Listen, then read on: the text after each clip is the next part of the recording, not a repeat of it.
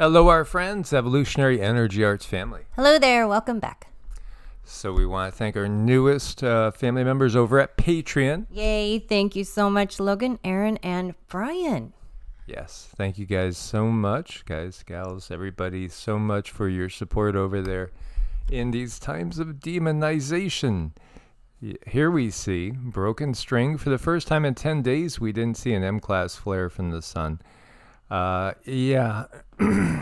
is this weird building going on. There's a building. Yeah, it's been active. We've been getting a lot of new frequencies coming in, changing the consciousness of the planet as some are awakening in droves and others are just sort of feeling like something's off and don't really know what's going on. This hits me. 2.5 and greater, the USGS, as we know, hides, distorts, and downgrades all the time. But 20 of 30 earthquakes shown in what you're looking at right here, and there's none being shown in the continental U.S. Actually, there's none even being shown in Canada. We do have some up in Alaska. This is 2.5 and greater. Yeah, it is quiet. It's very quiet, and at the same time, we've seen activity. We had that 7.2 in Alaska. We've had 3 over 6 in this stretch over here on the Pacific side between Mexico and Central America, and there's a 4.3 over there right now. 4.3, 5.0, and then we look at Indonesia, India, Japan. Yeah, they're either not reporting or, boy, we're getting ready for something absolutely massive and cataclysmic, which is what we really think is happening. See, when we add in the small ones under 2.5, there's still only 185. That's really, really light. It's really light. It feels like there's a massive building to quite a crescendo coming. It does. And, just lately, I'm not one to sound a lot of alarms, but this has been feeling really weird for a couple of weeks now. I got some visions, some friends of ours also seeing the same thing, and between us putting them together and trying to get more understanding out of them. So I think this is just a time when we kind of need to make sure our preps are prepped and doing the best we can to get anchored. And, if we need to, get to know your neighbors. I mean, that's one of the better ways. If there is something that goes on that's bad, know your neighbors and kind of understand them, and you can pull together from there. So this is from Raw's Alert, and you see there were multiple firefighters, emergency agencies responding to a series of explosions near Sky Harbor International Airport in Phoenix. The explosions are happening at a propane tanker yard, and the fire is now under control. But, right by the airport, it didn't end up shutting down any flights. Again, I've been through Phoenix. In summer, it feels just like you're walking into an oven. Phoenix would not be livable without AC. There's just no way you could make it. Very few could make it in this area, if any, without AC and, again, the conveniences of modern living. This would be one of those areas that really would be, for the most part, people would leave and they'd have to leave. They'd have to migrate up to higher elevation, where, it's a big difference going from Phoenix to Flagstaff. Flagstaff, gosh, I don't know, 20 degrees cooler, probably 30 degrees cooler because of the elevation. It's just one of those areas, and we've done that trip so many times between Phoenix and Vegas. And again, there's so many spots on the earth right now because of technology where there's tons of people. Phoenix is the 5th largest city in the U.S. Yeah, absolutely. And I almost feel like, again, seeing a fire when it's 115 out on a hot day and thinking about those poor firefighters fighting that fire, but thinking also about, what blew up, propane. So You'll have some saying, see, runaway climate change, everything's going to blow up, and have all that panic out there. And also, propane, gas, wood stoves. As we know, there's so many things that are looking to be outlawed by this system. This is a little curiosity. Fire department reportedly on the scene at Rand Paul's office in Bowling Green, Kentucky. So Rand Paul, of all people, he had a fire in his office. Yeah, he did a lot with talking to the sickle maker, didn't he? And actually, he's been threatened more than once, actually literally attacked before. So curious. And there's another curiosity, Devonshire House Hotel on Edge Lane. On fire, it was housing illegal immigrants. The UK and Ireland. Sometimes we might not mention them as much as we mention all the illegals coming into the U.S., but the reality is, this is going on in all the NATO countries. And then we have this. This was just insane. And, they label it as possibly a gas line leak, possibly some sort of air ignition of gas or methane. This is in South Africa. Vehicles were thrown in the air. And that guy just escaped being crushed by inches. Literally, inches. And yet the gas company had reported, well, we have full pressure. We don't detect any leaks in our system. What was this? I mean, there were some people that were saying it was a bomb. A bomb went off. There were some people saying, oh my God, that was a bomb. A bomb went off. What was this? What was this? And, again, I personally am obviously not going to trust any official explanations. A little guardian angel. It's a good thing he was just a few inches over. It wouldn't have been a good outcome. And so when we look to this is the newest suspected gas pipe explosion through vehicles into the air. Several people are seen almost getting crushed, but they didn't. It did kill one person, unfortunately, and injured about 50. It could have been a lot worse. Really, I mean, this was a very crowded area. So absolutely, there are guardian angels that are out there nudging us, even when we don't really know it. Step a foot this way, and you just don't even think about it. And there's a big reason why you stepped a foot, that way. And so what was this? Because some are calling this a DEW. Some are saying technology involved.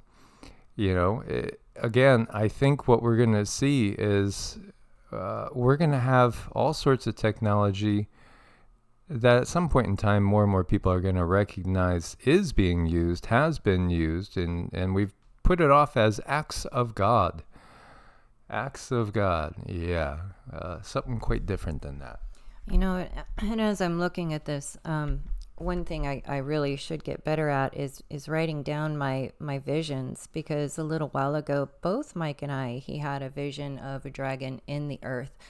I had a vision of two dragons that split, but then there was another dragon that came, and you could just see its white skeleton.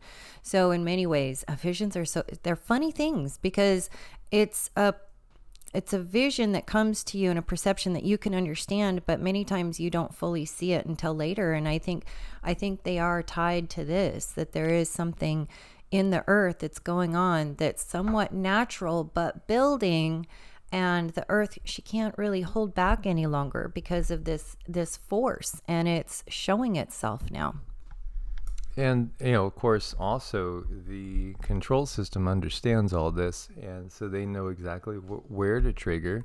They can feel areas of buildup and all, and there's so many satellites. There are technologies, sonic, and using light, like we all understand lasers to a degree at this point in time.